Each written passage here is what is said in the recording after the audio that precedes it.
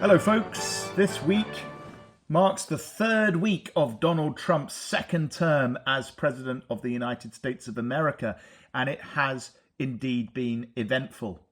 Notably, President Trump hosted a meeting with Israeli Prime Minister Benjamin Netanyahu, where a significant announcement was made.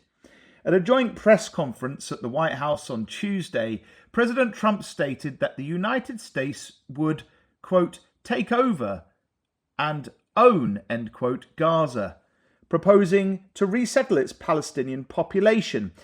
He suggested developing this territory into the river era of the Middle East. Trump proposed that Israel would transfer control of the Gaza Strip to the United States after the conclusion of fighting, with the US seemingly overseeing the potential resettlement of Gazans to neighbouring countries. This proposal has elicited mixed reactions. Internationally, it has faced significant opposition, with concerns about forced displacement and potential violations of international law. AP News reported that Palestinian President Mahmoud Abbas condemned the plan as a violation of international law and called on the United Nations to protect Palestinian rights. However, within Israel, the proposal has found considerable support.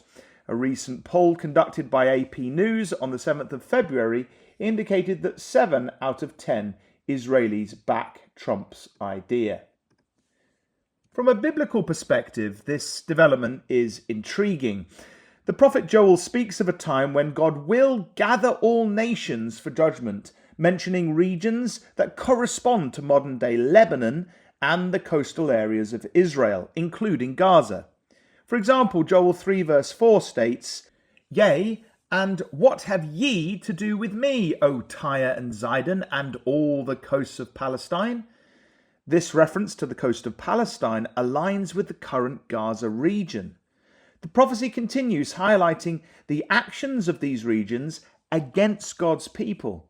It says, quote, "Because ye have taken my silver and my gold, and have carried into your temples my goodly pleasant things, the children also of Judah and the children of Jerusalem have ye sold unto the Grecians, that ye might remove them far from their border."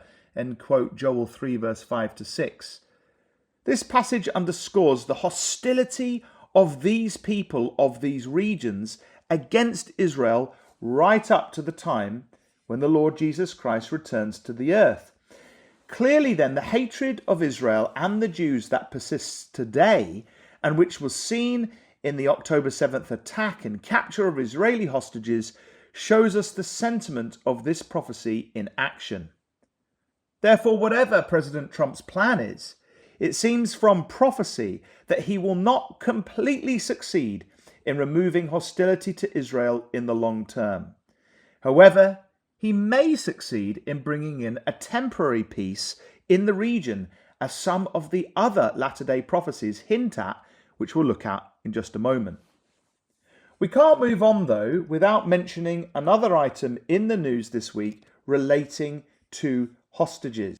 And that's of Hamas and Israel again exchanging hostages and prisoners in the fifth exchange since their ceasefire agreement.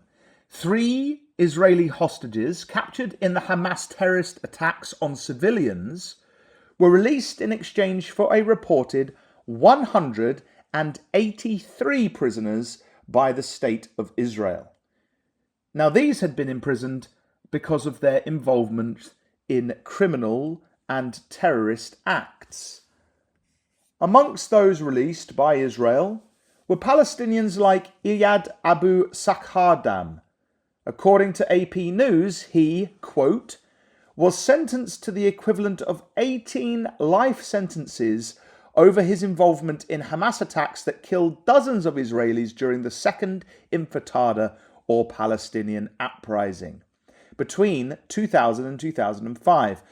Among the most infamous of those attacks was a double suicide bombing that blew up 2 buses in the southern Israeli city of Beersheba in 2004, killing 16 Israelis, including a 4-year-old, and wounding more than 100 others, end quote.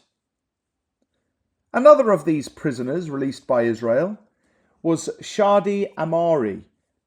And again, according to AP News, he was, quote, arrested and accused of being involved in manufacturing a powerful car bomb that detonated beside an Israeli bus packed with passengers on June 5th, 2002, killing 17 Israelis in what became known as Megiddo Junction suicide bombing.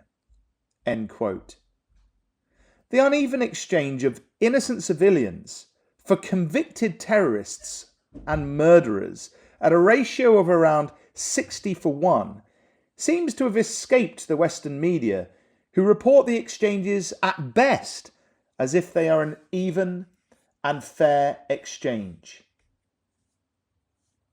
These developments remind us of the biblical prophecies heralding the return of Jesus Christ to the earth. The Bible speaks of a time when, after the Jews have returned to their land after a period of dispersion, in other words, 1948 onwards, when all nations will turn against the Jews and attack them. Just before this war, it seems there will be a temporary peace.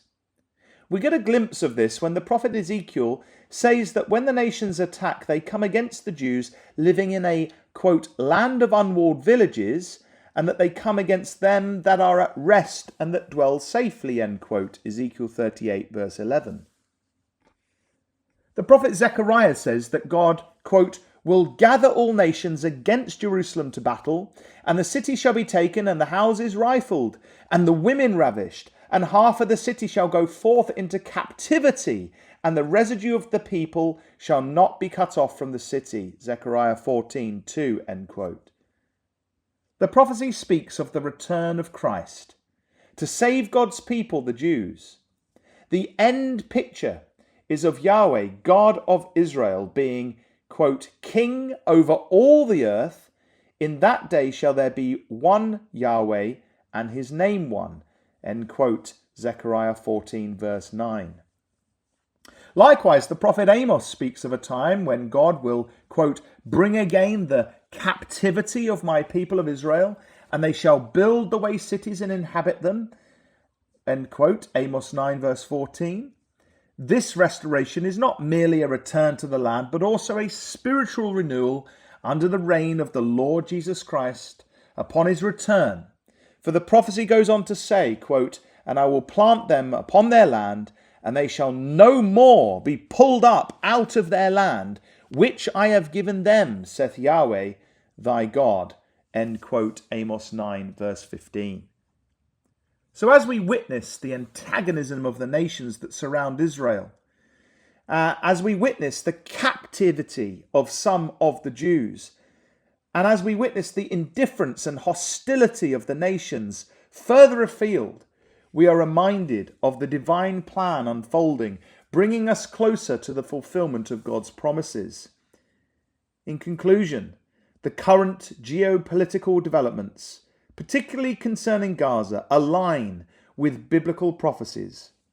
Perhaps Trump's plan will bring in that temporary peace in the region, but we're also reminded of the enduring enmity toward Israel and the anticipated divine intervention that will lead to the ultimate restoration of God's people under the righteous reign of the Lord Jesus Christ.